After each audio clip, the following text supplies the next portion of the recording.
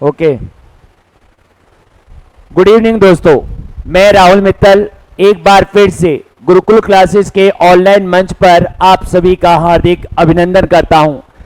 आज मैं एक और नए वीडियो के साथ में आपके सामने उपस्थित हुआ हूं उसी क्रम को आगे बढ़ाने के लिए। उससे पहले ये 4 लाइनें मैं आपके लिए समर्पित करता हूं कि सफ़र में मुश्किल आए तो हिम्मत और बढ़ती है, सफर में मुश्किल आए तो हिम्मत और बढ़ती है, रास्ता अगर कोई रोके तो जुर्रत और बढ़ती है, अगर बिकने पर आ जाओ तो घट जाते हैं दाम अक्सर, अगर बिकने पर आ जाओ तो घट जाते हैं दाम अक्सर, और ना बिकने का इरादा हो तो कीमत और बढ़ जाती है। अगर आपने हार नहीं मानी है तो आपका वैल्यू भी एक ना एक दिन आवश्यक रूप से बढ़ेगा। ये बातें, ये लाइनें इसी चीज को यहाँ पे दर्शाती हैं आप लोगों के लिए। तो हमारा टॉपिक चल रहा था रैंकिंग टेस्ट, उसमें हमारी बात हो चुकी थी क्वेश्चन नंबर 34 तक। आगे बात करते हैं उसी क्रम में क्वेश्चन नंबर 35 आपको स्क्रीन पर यहाँ पे शो हो रहा होगा। तो चलिए देखते हैं क्या क्वेश्चन है आपका। और क्वेश्चन आपके दोनों लैंग्वेज में आपके सामने लिखा हुआ है। आप अंग्रेजी रेफर करते हो तो अंग्रेजी में समझ लो, आप हिंदी अगर रेफर करते हो तो हिंदी में समझ लो, और दोनों रेफर करते हो तो बहुत अच्छी बात है। तो सवाल कह रहा है कि 5 लोग एक पंक्ति में खड़े हैं जो भिन्न भिन्न व्यवसाय में हैं आपके। इसका मतलब है एक पंक्ति आपके पास कोई, उसमें 5 लोग यहाँ पे खड़े हुए हैं। अब इस सवाल के अंदर यह नहीं बताया गया कि वो लोग जिस पंक्ति में खड़े हैं उनका चेहरा कौन सी डायरेक्शन में है। तो आप किसी भी डायरेक्शन में चेहरा मान करके सवाल को सॉल्व कर सकते हो। तो चलिए इसी के साथ में मैं आपके सवाल के सॉल्यूशन को करना प्रारंभ करता हूं, और मैं उम्मीद करता हूं कि मेरे साथ आप लोग भी सवाल को सॉल्व करना खुद से प्रारंभ करें, जिससे आपको चीजों को सीखने को मिलेगा। कहता है पंक्ति के द्वार पर, इसका मतलब द्वार का मतलब क्या होता है? जो छोर होते हैं, जो किनारे होते हैं आपके। पंक्ति का द्वार का मतलब क्या होगा? किनारा या छोर आपके या सिरा। तो देखो क्या है यहाँ पे, ये पंक्ति है मान लो आपके सामने, इसमें 5 लोग हैं आपके पास, 1 2 3 4 5। मैं मानता हूं कि इन सबका जो फेस है वो नॉर्थ डायरेक्शन में है आपके।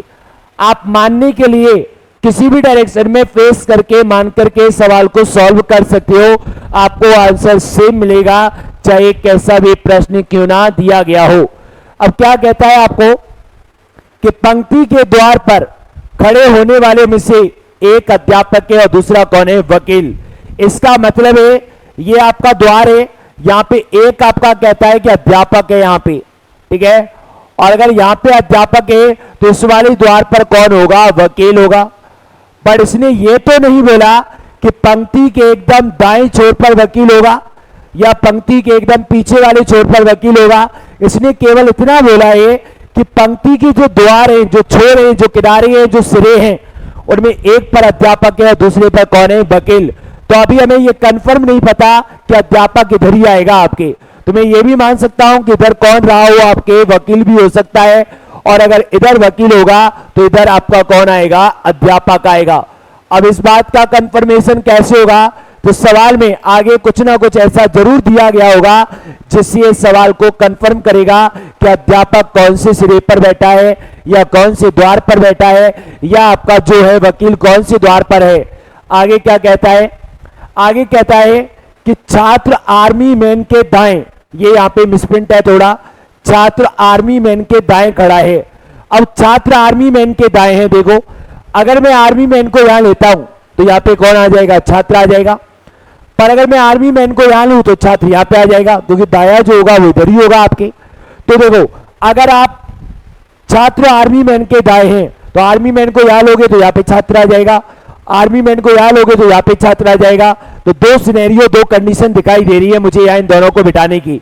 तो मैं इस लाइन को स्किप करूंगा, आगे बढ़ूंगा, देखूंगा आगे क्या दिया गया है। आगे कह रहा है एक व्यापारी है कोई, वो वकील के बाएं खड़ा है। व्यापारी किसके बाएं खड़ा हुआ है? वकील के।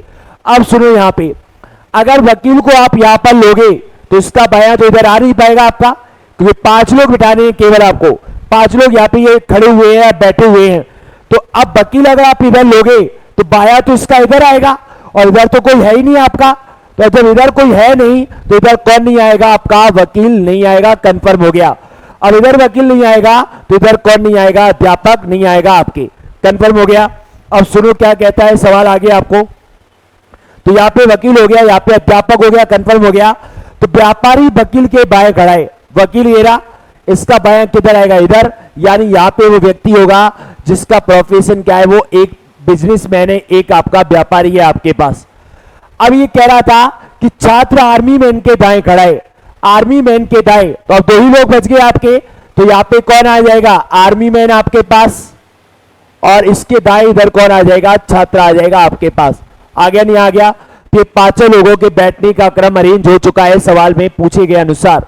अब आगे क्या बोला है कि आर्मी मैन जो है वो अध्यापक और छात्र के किधर खड़ा है, बीच में। तो आर्मी मैन अध्यापक और छात्र के बीच में खड़ा है, देखो क्लियर हो गया। अब क्या पूछा है प्रश्न देखते हैं सवाल में।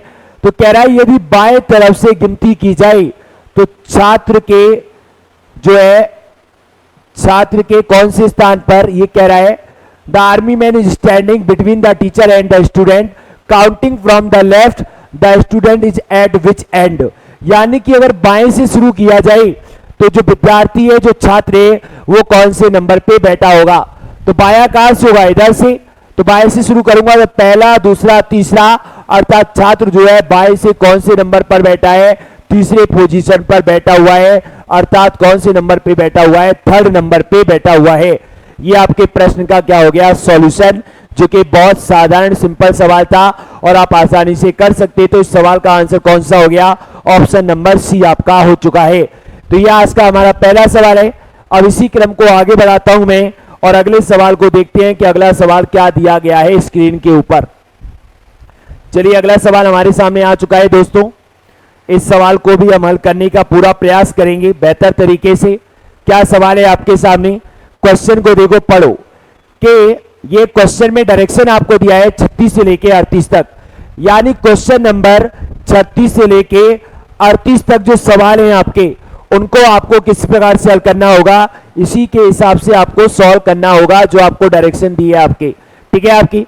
तो ध्यान से देखो, 5 लोग हैं जिनका नाम क्या दिया है, PQRS और T।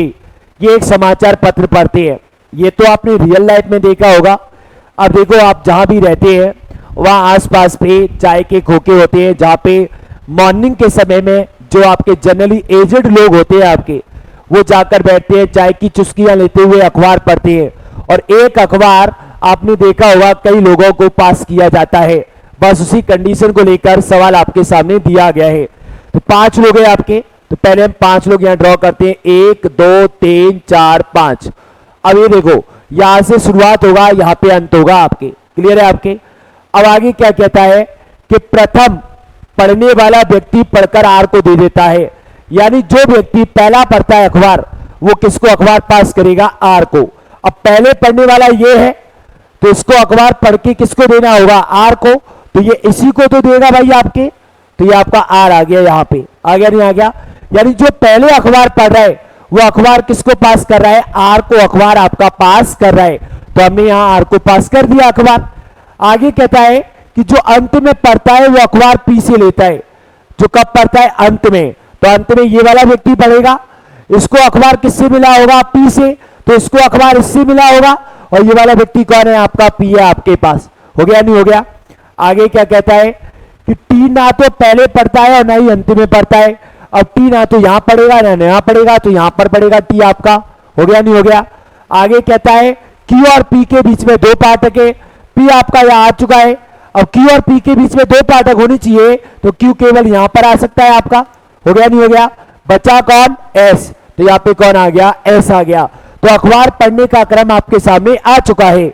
अब क्वेश्चन नंबर 36 से लेकर 38 में जो भी पूछा जाएगा आप उसका आंसर बहुत आसानी से कर सकते हो। क्या सवाल है देखो, क्यू ने समाचार पत्र किसको दिया था, तो क्यू ने देखो समाचार पत्र किसको दिया है, आपका आर को। किसको दिया है, आर को। तो ऑप्शन नंबर कौन सा हो गया, सेकंड आपका सवाल का ऑप्शन आंसर हो गया आपके। सबसे अंत में समाचार पत्र किसने पढ़ा, तो सबसे आखिरी में समाचार पत्र कौन पढ़ रहा है, एस। तो ऑप्शन नंबर क्या हो गया, डी हो गया आपके पास। हो गया नहीं हो गया। और लास्ट में कह रहा है निम्न में से कौन है जिसने मध्य में अखबार पढ़ा है, तो बीच में कौन पड़ता है, टे, जो कि ऑप्शन नंबर डी है आपके पास। तो इसका आंसर क्या हो गया, डी हो गया। ये भी बहुत आसान सवाल था दोस्तों आपके। ये सवालों में कुछ नहीं होता, बस सवाल में दी गई भाषा को आपको समझना है और अरेंज करना है। आपको किसी भी प्रश्न में कोई समस्या नहीं आएगी, आप इस बात का ध्यान रखिएगा। चलो आगे बढ़ते हैं अगले सवाल की ओर। और अगला सवाल आपको क्या दिया जाता है स्क्रीन के ऊपर, मैं उसको आपको डिस्कस करना चाहूंगा। ये सवाल है आपके सामने, ठीक है। इस सवाल की अगर बात करें, ये भी बहुत खूबसूरत सवाल है आपके पास। चलिए देखते हैं क्या सवाल है हमारे पास, ठीक है। तो यहाँ पे प्रश्न देखो क्या कहता है आपके सामने। ये आपके पास एक लोहार है जिसके पास 5 लोहे की वस्तुएं हैं, ठीक है। एक कौन है, लोहार, जो लोहे का काम करते हैं, आपने देखा होगा इसको भी। अब इनके पास 5 लोहे की वस्तुएं हैं, ठीक है भाई, होने दो। क्या कह रहा है आगे, उन 5 वस्तुओं के नाम दिया है ए, बी, सी, डी और ए, ठीक है आपके। और ये कह रहा है कि प्रत्येक का वजन क्या है आपके सामने, अलग अलग है। प्रत्येक का वजन क्या है, अलग अलग, यानी जो 5 वस्तुएं हैं उन सबका वजन क्या है, अलग अलग आपको दिया गया है। अब कहता है ए का वजन बी के वजन का दुगना है, तो वजन की बात आ रही है। तो आप इसको कई तरीके से कर सकते हो सवाल को। कोई भी मान लो आप वजन, ए का मान लो चाहे बी का मान लो, और सवाल को हल करना शुरू कर दो, आपको आपके प्रश्न का आंसर मिल जाएगा। देखो कैसे, ये कह रहा है ए का वजन जो है वो बी के वजन का दोगुना है। ए का वजन दोगुना है किसका, बी के वजन का। तो देखो यहां पे मैं मान लेता हूं कि बी का जो वजन है दोस्तों आपके पास, वो मान लेता हूं कि मैं 40 किलोग्राम है आपके। कितना किलोग्राम है, 40 किलोग्राम। जो बी आपकी लोही धातु की वस्तु है आपके, उसका वजन कितना, 40 है। अब ए का जो वजन है वो बी के वजन का कितना है, दुगना है। इसका दुगना है किसका वजन, ए का। तो ए का वजन इसका दुगना आएगा, तो इसका 40 का दुगना कितना होगा, 80 होगा आपके पास।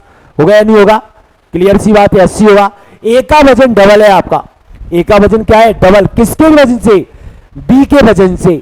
और बी का वजन मैंने कितना मान लिया, 40, तो 40 का दुगना कितना होगा, 80, तो 80 किसका होगा, ए का। आगे क्या कहता है कि बी का जो वजन है वो सी के वजन का 4.5 गुना है। इसका जो वजन है वो सी के वजन का 4.5 गुना है। देखो बी का वजन सी के वजन का कितना गुना है, 4.5 गुना है आपके पास। हो गया, बी का वजन सी के वजन का कितना गुना है, 4.5 गुना। अब बी का वजन आपने लिया हुआ है, बी का वजन कितना माना है, 40, तो 40 लिख दिया। 4.5 को क्या लिख सकता हूं, 9/2, और क्या आ गया, सी आ गया। आगे नहीं आ गया। अब देखो यहाँ पे इस 2 का इधर क्या हो जाएगा, गुणा, तो 40 दूनी कितना हो गया, 80। 80 में कितने का भाग लगेगा, 9 का, और ये किसका वजन आ जाएगा, सी का। तो सी का वजन कितना आ गया निकलकर आपके सामने, 80/9 kg आपके पास। आ गया नहीं आ गया, क्लियर सी बात है भाई। बी का जो वजन था वो सी के वजन का 4.5 गुना था, यानी बी जो है वो सी से क्या है, भारी है वजन में आपके। अब बी अगर भारी है तो सी क्या होगा, हल्का। और कितना हल्का होगा, इतना ही हल्का होगा आपके जितना वो भारी है आपका, ठीक है। अब आगे देखो, सी का वजन डी के वजन का आधा है। ये डी के वजन का क्या है, आधा। अब डी के वजन का आधा है तो डी का वजन आपको निकालना है। तो सी का वजन डी के वजन का क्या है, आधा है। डी के वजन का आधा मतलब 1/2। सी का वजन डी के वजन का क्या है, आधा। आधा मतलब क्या होगा, 1/2। सी का वजन कितना है, 80 बटे कितना, 9 बराबर D/2। आ गया नहीं आ गया, इसको गुणा करो, यहाँ पे कितना आ गया, डी का वजन 160/9 किलोग्राम आपका। आ गया नहीं आ गया, तो इसका वजन आ गया 160/9 किलोग्राम। तो सी का वजन डी के वजन का आधा हो गया। आगे क्या कहता है, क्या आगे कहता है, डी का वजन ई के वजन का आधा है। अब इसका जो वजन है ये ई का क्या है, आधा, तो ई का आधा है ये, तो ई का वजन आ जाएगा 320/9। आएगा नहीं आएगा आपके, हो गया। अब क्या कहता है सवाल, ई का वजन ए से कम है।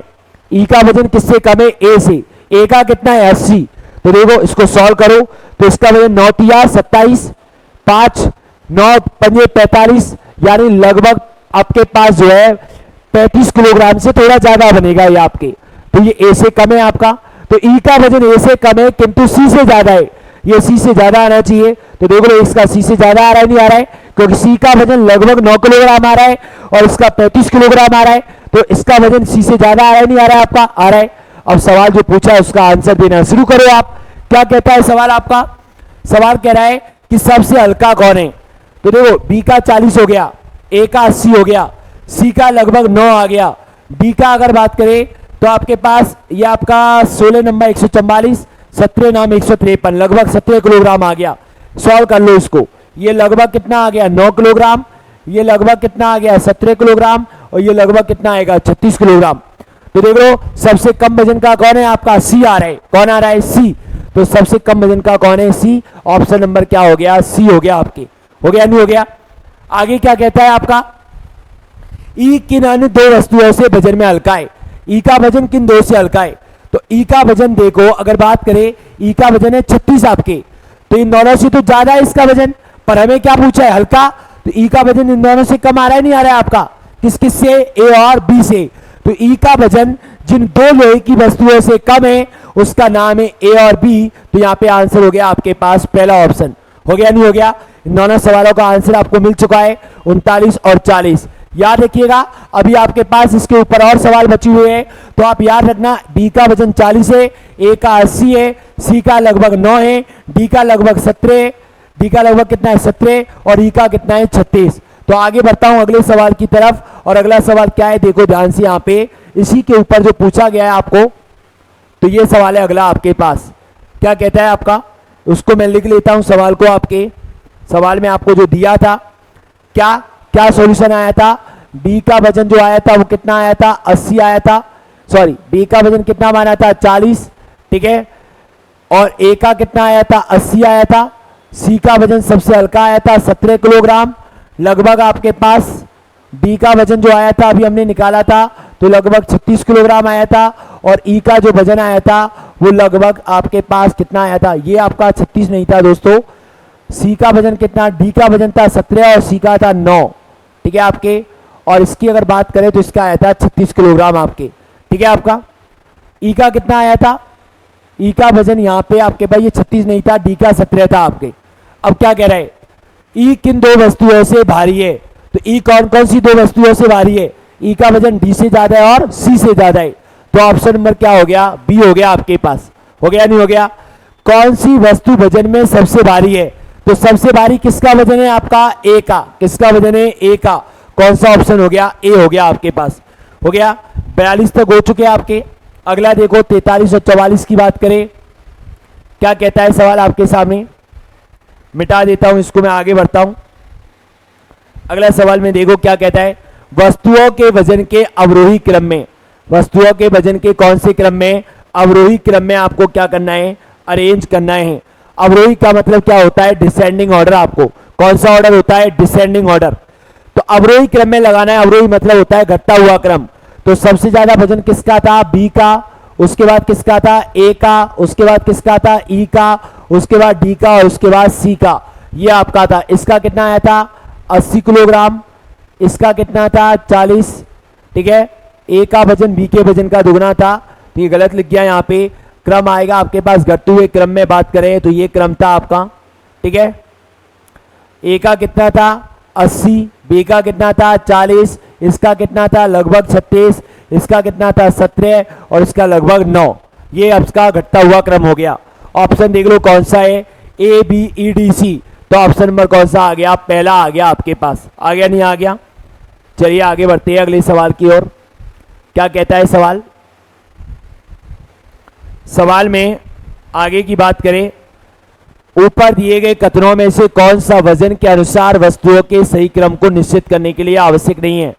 अर्थात इन वस्तुओं के वजन को जब आपने लगाया तो लगाते समय इनमें से कौन सा कथन है जो आवश्यक नहीं है, जिसके ना होने के बावजूद भी सवाल सॉल्व हो जाएगा?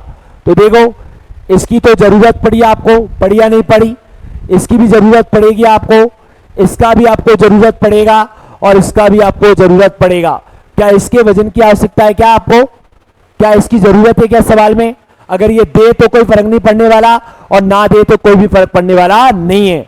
तो आपके सवाल का आंसर हो गया कि पांचवा कथन आवश्यक नहीं है, जो कि ऑप्शन नंबर किसमें दिया गया है? सी में आपको दिया गया है। आगे बढ़ते अगले सवाल की ओर। चलिए देखो सर, ये एक और बेहतरीन लाजवाब सवाल आपके सामने आ चुका है। मैं चाहता हूं इस सवाल को पहले आप ट्राई करो, उसके बाद मैं आपको हल करके बताऊंगा कि इस सवाल में क्या आपको करना है, कैसे आपको करना है। तो कोशिश करो दोस्तों, कहते हैं कोशिश करने वालों की कभी हार नहीं होती है, मंजिलें कभी भी आसान नहीं होती है। अगर इरादा हो जीत का तो कोई भी चीज जो होती है जीवन के अंदर बहुत आसानी से पाई जा सकती है। क्या कह रहा है प्रश्न आपको कि 6 नाटक है जिनका नाम है आपके पास ABCD E और F। ये 6 प्लेज है आपके, ये सोमवार से शनिवार तक के क्रम में आयोजित किए जाने हैं आपके। ठीक है भाई आपका, तो सोमवार से शनिवार में आयोजित करने हैं, तो मैं लिख देता हूं यहां पे। ठीक है, सोमवार से शनिवार, तो ये आ गया मान लो सोमवार, यहां पे आ गया मान लो मंगलवार, यहां पे आ गया मान लो बुधवार, यहां पे आ गया मान लो गुरुवार, यहां पे आ गया मान लो शुक्रवार, और यहां पे आ गया मान लो शनिवार। आ गया नहीं आ गया? ठीक है आपका। अब देखो ये 6 नाटक है, कौन सा नाटक किस दिन अरेंज किया जाएगा, किस दिन प्ले किया जाएगा, उसके बारे में थोड़ा बहुत जानकारी आपको सवाल में दिया है, और थोड़ा बहुत हमें अपने दिमाग का प्रयोग करते हुए निकालना है। ठीक है भाई, देखते हैं निकाल पाते हैं कि नहीं निकाल पाते हैं। ए शुक्रवार को नहीं खेला जाएगा, इस दिन ए नहीं खेला जाएगा भाई, मना कर रहा है आपके। ठीक है, तो मैं इसके नीचे ए लिख देता हूं और इसके ऊपर क्रॉस लगा देता हूं, जिससे मुझे याद रहेगा कि यहाँ पे ए प्ले नहीं खेला जाना है आपके। और ये ऐसा किया क्योंकि आपको सवाल को बार बार पढ़ने की आवश्यकता ना पड़ी। ठीक है, कहता है सी कार्यक्रम के प्रथम दिन नहीं खेला जाएगा। प्रथम दिन कौन सा होगा? सोमवार। सोमवार को सी वाला नाटक नहीं खेला जाएगा। ठीक है भाई, नहीं खिलवाएंगे इसको आपके। आगे क्या कहता है? डी बुधवार के दिन खेला जाएगा। डी किस दिन खेला जाएगा? बुधवार के दिन। चलो बुधवार के दिन डी आ गया आपके। और या सी से ठीक पहले नहीं खेला जाता। तो देखो अगर डी बुधवार को खेला जाएगा और ये सी से पहले नहीं खेला जाता है, तो इसका मतलब सी गुरुवार के दिन भी नहीं आ सकता आपके। ठीक है, क्योंकि अगर सी से पहले नहीं खेला जाएगा, अगर सी गुरुवार को आ गया तो ये गुरुवार से पहले हो जाएगा, जिसके लिए सवाल में क्या किया है? मना किया है। तो यहां पर भी सी नहीं आ सकता। डी और एफ के मध्य में 2 दिन का अंतराल है, तो डी और एफ के बीच में 2 दिन का अंतराल है, तो देखो डी आपका बुधवार को होना है। अब बुधवार से 2 दिन का अंतराल शनिवार तक के बीच में देखोगे तो शनिवार को ही आएगा, तो यहाँ पे कौन सा नाटक खेला जाएगा? शनिवार के दिन एफ नाटक होगा आपके पास। हो गया। अब आगे कहता है ई के ठीक बाद ए खेला जाएगा। ई के बाद कौन खेला जाएगा? ए। अब देखो 2 लगातार दिन, या तो ये बचे या ये बचे। ई के बाद ए आएगा, अगर आप ई यहां लेते हो तो ए यहां लोगे, लोगे नहीं लोगे? और इसके लिए सवाल में मना किया है, ए शुक्रवार को नहीं आना चाहिए, तो ये 2 लगातार दिन यहां पर नहीं आ पाएंगे। तो 2 लगातार दिन कौन से बचे? सोमवार और मंगलवार। ई के बाद ए खेला जाएगा, तो यहां पे ई आ जाएगा, यहां पे कौन आ जाएगा? ए आ जाएगा। आगे नहीं आ गया आपका। अब 6 में से 1 2 3 4 नाटकों का क्रम फिक्स हो चुका है। सी यहां आएगा नहीं, तो यहां पे कौन आ जाएगा? सी। और यहां पे कौन बच गया आपके पास? ए आ गया, सी आ गया, तो बी बच गया, यहां पे कौन आ जाएगा? बी आ जाएगा आपके पास। आगे नहीं आ गया। तो आपका क्रम क्या आ गया? सोमवार को क्या आएगा? ई। मंगलवार को क्या आएगा? ए। बुधवार को क्या आएगा? डी। गुरुवार को क्या आएगा? बी। शुक्रवार को क्या आएगा? सी। और शनिवार को क्या आएगा?